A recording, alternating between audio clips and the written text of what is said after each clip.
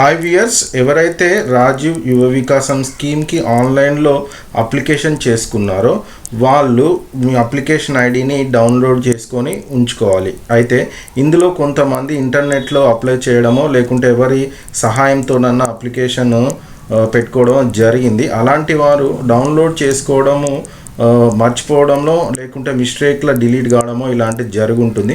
అలాంటి వాళ్ళు ఈ యొక్క రాజీవ్ యువ వికాసం స్కీమ్కి సంబంధించిన అప్లికేషన్ని ఎలా డౌన్లోడ్ చేసుకోవాలన్నది ఈ వీడియోలో మనం చూద్దాం. సో దీనికోసం tgobmms.cgg.gov.in అనే వెబ్సైట్కి వెళ్ళండి. వెళ్ళగానే మీకు ఇలా స్క్రీన్ మీద కనిపిస్తుంది. సో ఇలా వెబ్సైట్ ఓపెన్ కాగానే మీరు ఇక్కడ click here to main website అని కనిపిస్తుంది కదా, దీన్ని క్లిక్ చేయాల్సిన అవసరం ఉంటుంది. అయితే మీరు కనుక ఇప్పుడే మన ఛానల్కి కొత్తగా వస్తే మాత్రం ఛానల్ని సబ్స్క్రైబ్ చేసుకోండి. ఎందుకంటే ఇలాంటి ముఖ్యమైన తెలంగాణకు సంబంధించిన ఎలాంటి స్కీమ్స్ కానీ లేదనుకుంటే సబ్సిడీస్ కానీ లోన్స్ కానీ లేదనుకుంటే నోటిఫికేషన్స్ కానీ వస్తే మన ఛానల్లో వెంటనే మీకు అప్డేట్ అన్నది ఇవ్వడం జరుగుతుంది. సో వీడియోకి ఒక లైక్ అయితే కొట్టడం మర్చిపోవద్దు. సో ఇలా మీరు క్లిక్ హియర్ ఫర్ మెయిన్ వెబ్సైట్ని క్లిక్ చేయగానే ఇట్లా ఒక వెబ్సైట్ అయితే రావడం జరుగుతుంది. అందులో ఈ పేజ్లో లెఫ్ట్ సైడ్లో బాటంలో డౌన్లోడ్ అప్లికేషన్ ప్రింట్అవుట్ అని కనిపిస్తుంది కదా, దాని మీద మీరు క్లిక్ చేయాల్సిన అవసరం ఉంటుంది. సో దాని మీద మీరు క్లిక్ చేయగానే ఇలా ఒక పేజ్ ఓపెన్ అవుతుంది. ఇలా డౌన్లోడ్ అప్లికేషన్ ప్రింట్అవుట్ అని మీరు స్క్రీన్ మీద చూస్తున్నారు కదా, ఇలా రావడం జరుగుతుంది. సో అందులో స్కీమ్ టైప్ అన్న దగ్గర క్లిక్ చేయగానే అక్కడ OBMMS రిజిస్ట్రేషన్ అని కనిపిస్తుంది కదా, దాని మీద మీరు క్లిక్ చేయాల్సిన అవసరం అయితే ఉంటుంది. సో మీరు ఇలా దాని మీద క్లిక్ చేయగానే నెక్స్ట్ మీకు కొంత ఇన్ఫర్మేషన్ అయితే అడగడం జరుగుతుంది.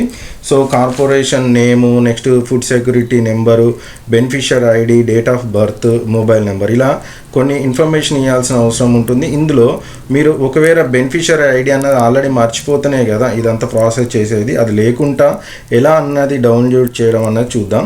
సో ఇప్పుడు కనుక మీరు కార్పొరేషన్ నేమ్ అన్న కాడ ఒకసారి క్లిక్ చేయగానే మీరు బీసీ కార్పొరేషనా, ఎస్సీయా, ఎస్టీయా, మైనార్టీయా, ఎకనామికల్లీ వీకర్ సెక్షనా, ఇట్లా మనకు ఏ కార్పొరేషన్ ద్వారా అప్లై చేసుకున్నారో అది ఎంటర్ చేయమంటుంది. దాని మీద మీరు క్లిక్ చేయాల్సిన అవసరం ఉంటుంది. సో దాని మీద క్లిక్ చేసిన తర్వాత మీ యొక్క ఫుడ్ సెక్యూరిటీ కార్డ్ నెంబరు అలాగనే మీ డేట్ ఆఫ్ బర్త్, మీ మొబైల్ నెంబర్ని ఎంటర్ చేయండి. మీ బెనిఫిషియరీ ఐడి, అప్లికేషన్ ఐడి మీ దగ్గర లేదు కాబట్టి. సో అన్నీ ఎంటర్ చేసిన తర్వాత సెర్చ్ అన్న బటన్ కనిపిస్తుంది కదా, దాని మీద క్లిక్ చేయగానే ఇలా మీకు పేజ్ ఓపెన్ అవుతుంది.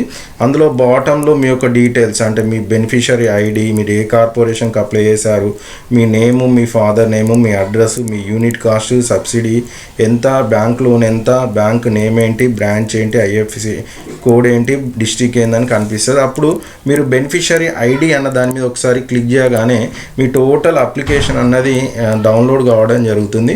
అప్పుడు మీరు వెంటనే ప్రింట్ అన్న దాని మీద క్లిక్ చేసి మీ అప్లికేషన్ ఫామ్ని అయితే ప్రింట్ చేసుకోవాల్సిన అవసరం ఉంటుంది. ఈ ప్రింట్ చేసిన అప్లికేషన్ ఫామ్తో పాటు మీ యొక్క ఏదైతే అప్లికేషన్ చేసుకున్నారో, ఒకవేళ కనుక మీరు వ్యవసాయానికి సంబంధించి అప్లికేషన్ చేసుకుంటే మీ యొక్క ల్యాండ్ డీటెయిల్స్ అంటే మీ యొక్క పాస్బుక్ జిరాక్స్, అలాగనే మీరు ఒక వెహికల్కి అప్లై చేసుకుంటే డ్రైవింగ్ లైసెన్స్, మీరు కనుక ఒకవేళ ఇంకేదైనా సపరేట్గా వికలాంగులకు అప్లై చేసుకుంటే మీరు సాధారణ సర్టిఫికేటు, ఇలా మీరు దేనికైతే సపరేట్గా అప్లికేషన్ పెట్టుకున్నారో అవన్నీ జతపరిచి ఈ అప్లికేషన్తో జతపరిచి మీరు విలేజ్ అయితే MPDO, నెక్స్ట్ వచ్చేసి సిటీ అయితే మున్సిపాలిటీ ఆఫీస్లో అందజేయాల్సిన అవసరం అయితే ఉంటుందండి. సో ఇలా మొత్తానికి మీరైతే అప్లికేషన్ డౌన్లోడ్ చేసుకొని ప్రింట్అవుట్ చేసుకునే ప్రాసెస్ అండి. ఒకవేళ వీడియో కనుక నచ్చితే వీడియోకి ఒక లైక్ కొట్టడము అలాగనే ఛానల్ని సబ్స్క్రైబ్ చేయడము మర్చిపోవద్దు. Thanks for watching video.